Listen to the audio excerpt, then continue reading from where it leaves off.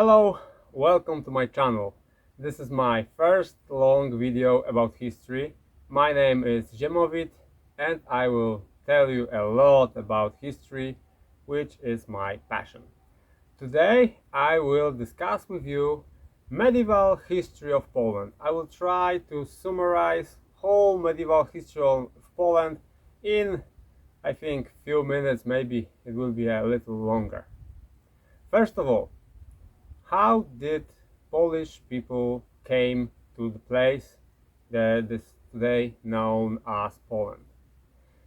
This was a matter of debate for centuries because one part of scientists wanted to believe that Polish people were always living in Poland, and other part believed that we came from the east. And nowadays most modern archaeological evidence and DNA samples show that there's no doubt that Polish people, as all Slavic people, came from the east, from the cradle of all Slavic people that is located in somewhere like northern Ukraine and southern Belarus. And we came from that cradle about 1500 years ago, in 5th and 6th century mainly, and we flood the half of Europe. This is another phenomenon that I will discuss in other video. Today I will just tell you that Slavic people came to Poland in about 6th century AD. They found some remainings of Germanic people living here before, but Germanic people fled because of Huns and then Avars who were making a lot of havoc on the land. So Slavic people came to almost empty territory. And now they settle here, and in 10th century we have first very good evidences about two Polish states, one in the south near Krakow and one in the north near Poznań. The southern state was even older because in 9th century they has some written records about Kniaz that was sitting in Krakow and making harm to southern Moravians. But then they were conquered, and the main part was the northern part, the part called Wielkopolska, near Gniezno, near Poznań. There emerged Piast dynasty. First well-known Piast was Mieszko.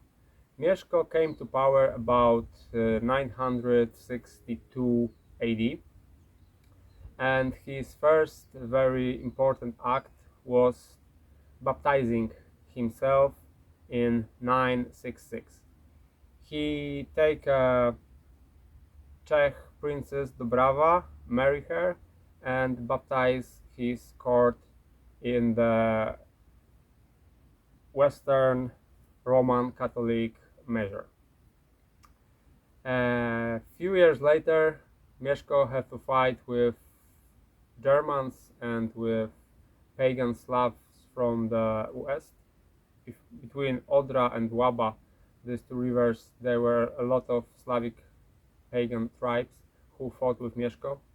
Mieszko won battle under Cedynia in 972, and then he grew his power all the time until his death in 992. He left his first son Bolesław with quite a big territory and with big perspectives for future. Bolesław, called the Brave, was really the best early Polish king, this is for sure. He fought a lot, almost all his life. He was fighting with Germans. Germans, there was King Henry II, and he wanted to conquer and subdue Poland. But Bolesław was fighting him from 1002 to 1018. Before that, in year 1000, there was another German king, Otto III, and he was very friendly to Bolesław. They met together in Gniezno and they make an alliance. So there's a possibility that Otto III wanted Bolesław to be his right hand to rule all the Slavic nations. But Otto III died soon after the meeting with Bolesław, and Henry II emerged to power. Henry was a completely different person. He wanted to subdue Bolesław, so they were fighting for 16 years, from 1002 to 1018, and Bolesław was victorious in this whole war.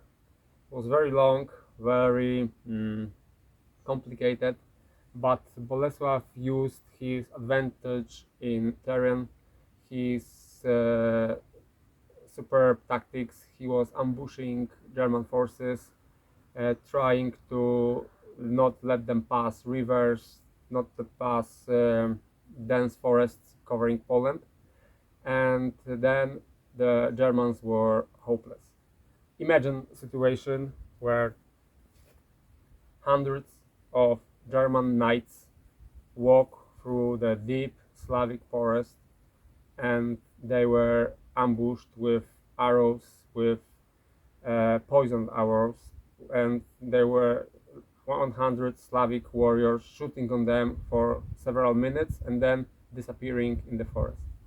The German knights were unable to fight them back because they didn't know the forest. They were heavy armored, so very good for field battle, but very uncomfortable for forest guerrilla fighting.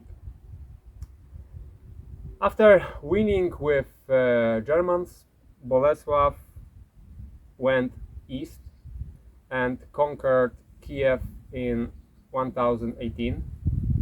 He conquered the capital of Russia. He took Russian prince as his adulteress, let's say so, and he put on the throne his husband of his daughter. But the guy was unable to hold the power, and Jarosław the Wise, former Russian king, took throne back. But nevertheless, Bolesław shown his power, his ability to conquer even very distant, very strong city. And in the end of his life, in year 1025, he finally got what he wanted. Pope gave him the permission to be crowned as a king. So Bolesław the Brave is the first Polish king, and unfortunately, few months later, he died of old age. He was like 55 or something like this when he died. But he left Poland as a very strong Central European country. His son, Mieszko II, took the throne. He had to fight with his brothers from Bolesław's second wife, but he did it. And then he was trying to continue the supreme policy of his father.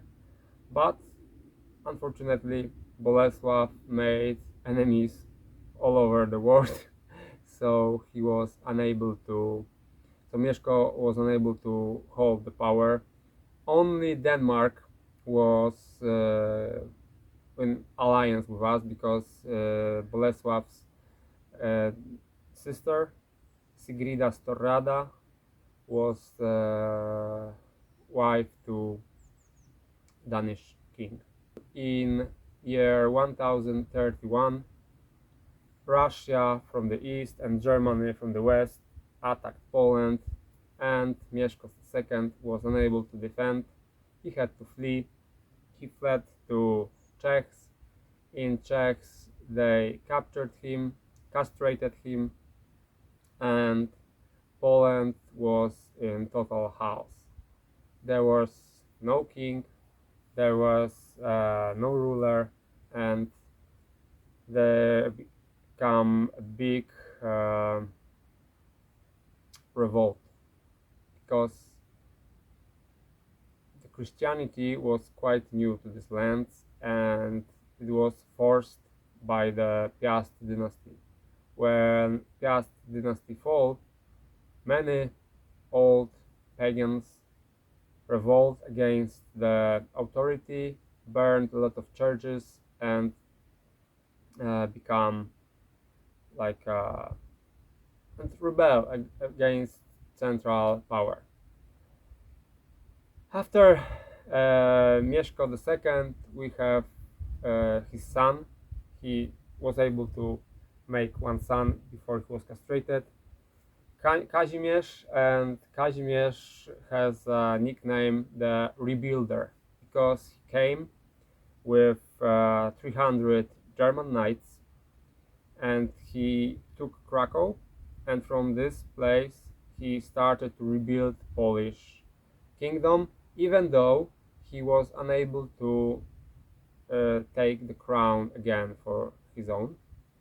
But he rebuilt Poland quite well, but the center of power moved from the Wielkopolska to Małopolska to Kraków. It was the second part of the 11th century when Kazimierz the Rebuilder was ruling in Poland. But Kazimierz the Rebuilder had a very courageous son. His name was also Bolesław. And Bolesław II, called Bolesław the courageous, I think, but maybe we should call him Bolesław the rich. Okay, let's say so. His son Bolesław II was very like his pre-ancestor Bolesław the Brave, and he made a very active politics. He fought with Czechs, he fought with Germans, he intervened in Hungary to support his allies to the throne of the Hungary, and he also fought with Russia to put on the throne in Kyiv the prince he wanted to. In these all endeavors he was very successful, and he could manage to take the crown for his own, and he was the second Polish king. Oh, in fact, he was third, because there was Bolesław the Brave, Mieszko II, and now Bolesław II.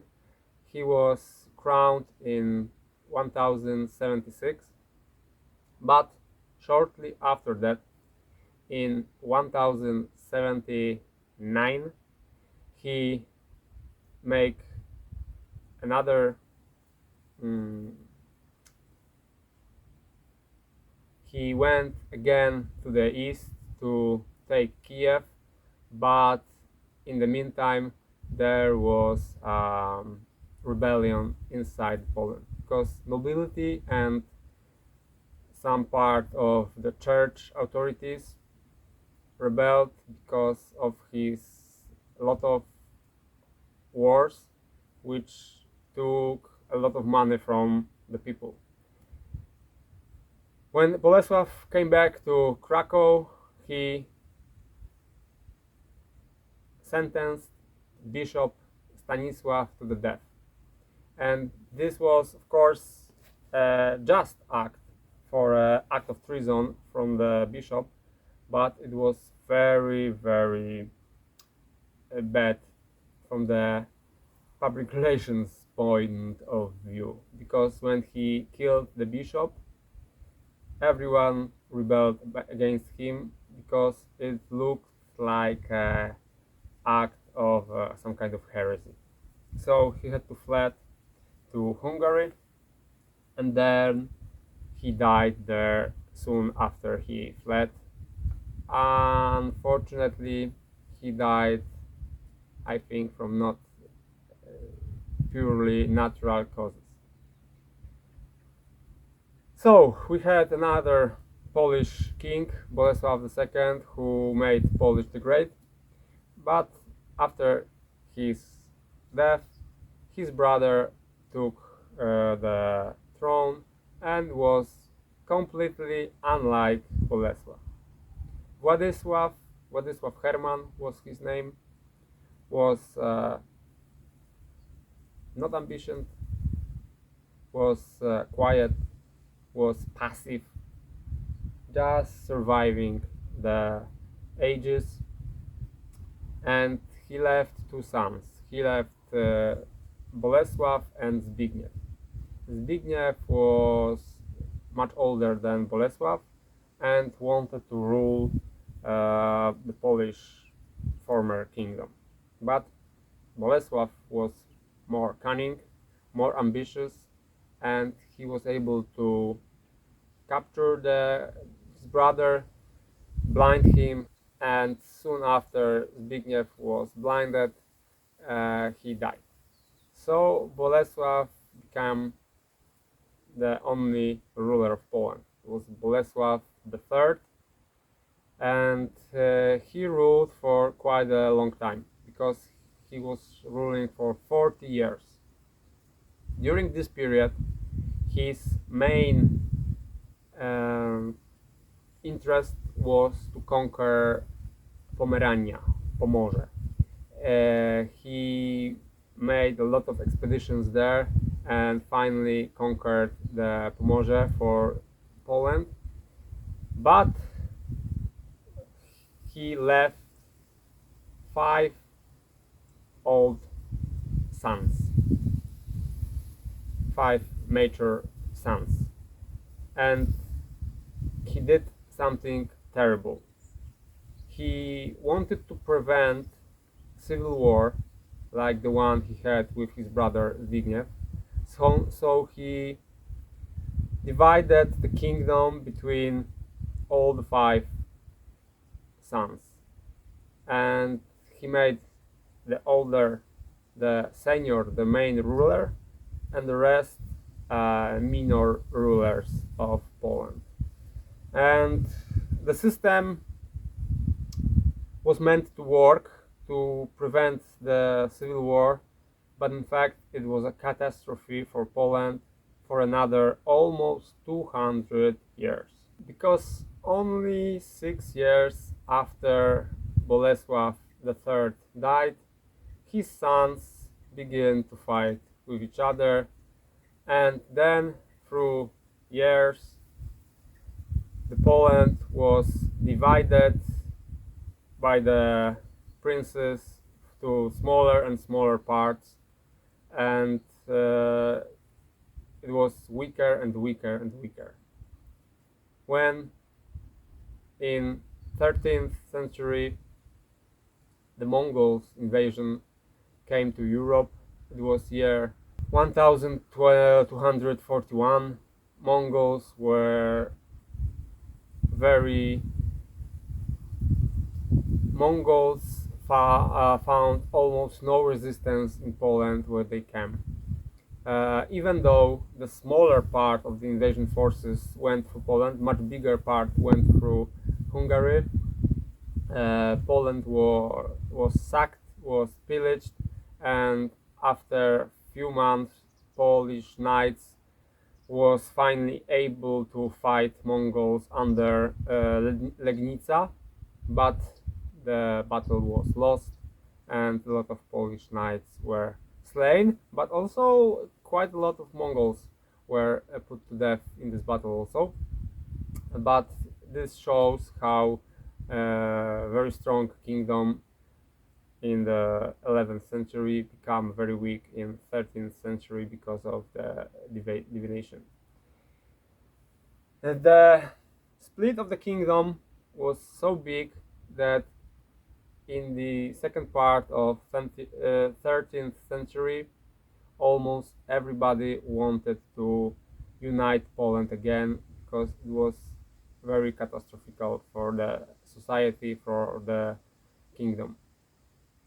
And few princes tried to unite Poland. There was, for example, Henry the Rightful. He wanted to do it, but he died. There were Wielkopolska prince Przemysław. He even managed to crown himself in 1295, but few months after his coronation, he was assassinated by Germans. So we had a Polish king, but for a few months, unfortunately. Then something quite surprising happened. Czech king Władysław II took Polish throne, and in year 1300 he crowned himself as a Polish king, and he united Poland for 6 years under the Czechs, under Przemyślid dynasty. But Wacław died quite soon, and he was almost 40 years old. He was not old ruler. He died from sickness, and his young teenager son Wacław III was Polish king, but Wacław III was very shortly assassinated after he became a king. He was assassinated in Czechs by the German king, by the German knight, sorry, but the German knight was also assassinated after he killed the king. So today no one knows who wanted Wacław III to be assassinated. In fact, Przemyślid dynasty, very old, first main Czech dynasty, the Przemyślids, ended in 1306 when the Wacław III was killed. So Poland again become without king, we become divided, but one brave and stubborn Polish prince, Władysław the Short, took the power, and he managed to unite the kingdom and crowned himself in 1320.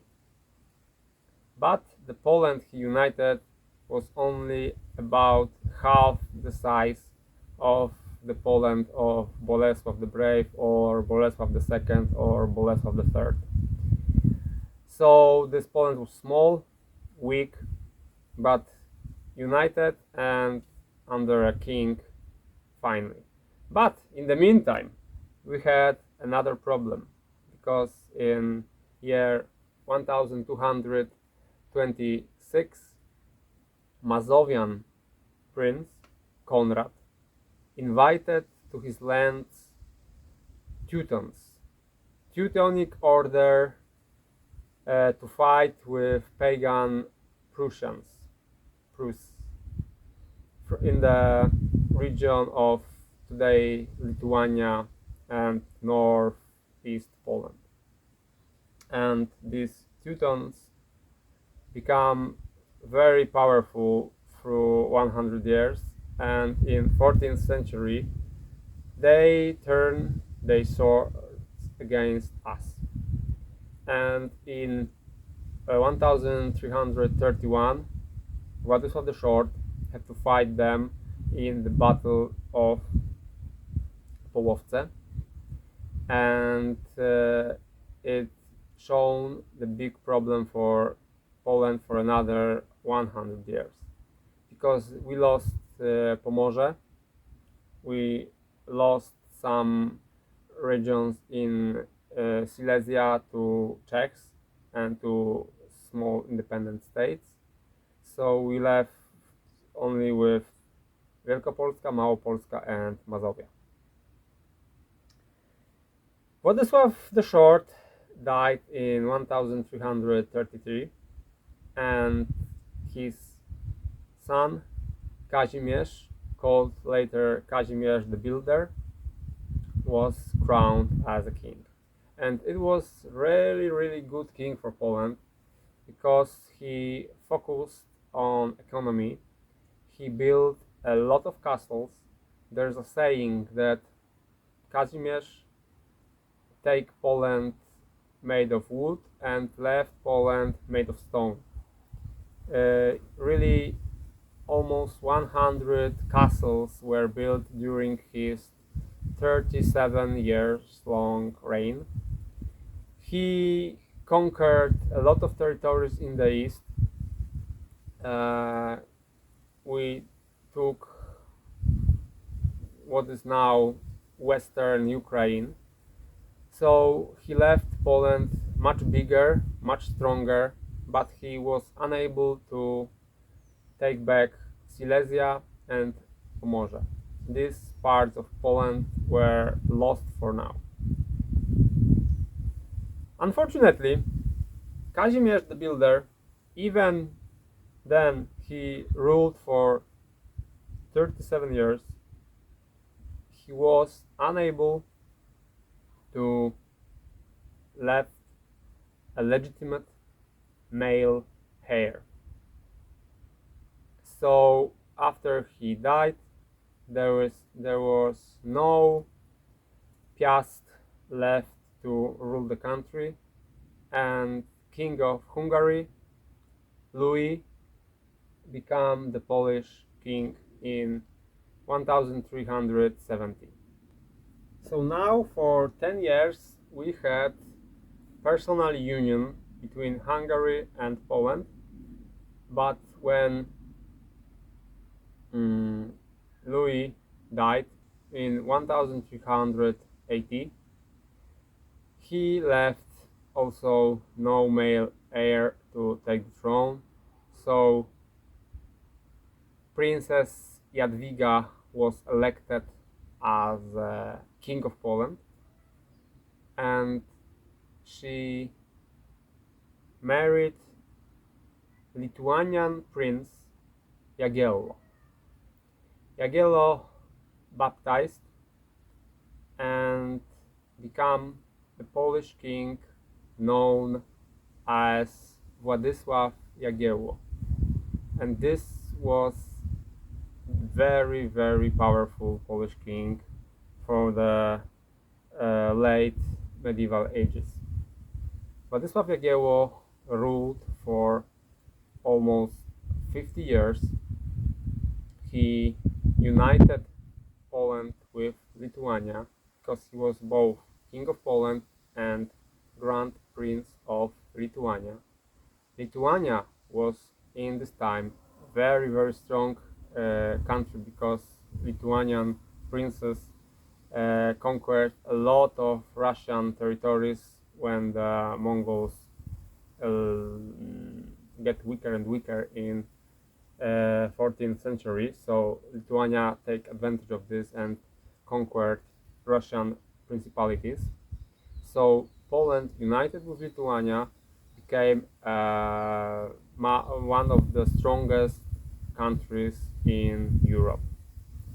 In 15th century, we have to fight Teutons in the north because they, even though they were small in territory, they were very strong in military force because this was a knight order. They invited a lot of knights from whole Europe to fight with Prussians, but in fact they turned the swords against us and we had to fight them in 1410. Then on the fields of Grunwald was a great battle between Polish knights, between Lithuanian cavalry and against the Teutons. Almost 50,000 knights fought this day, and in the evening Poland was victorious.